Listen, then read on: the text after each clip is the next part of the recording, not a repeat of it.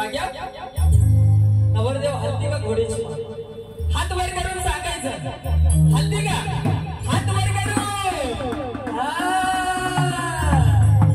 नवरदेवाला मला पैसा दिलाय पण जरा सुलतान नवरदेवाला घाम आल्यासारखं वाटतोय बरं का अरे आकाशात चमकतो तारा आणि पाण्यात चमकतो हिरा नवरदेवाला लागला पाहिजे शिफ्टाचा गारगार वारा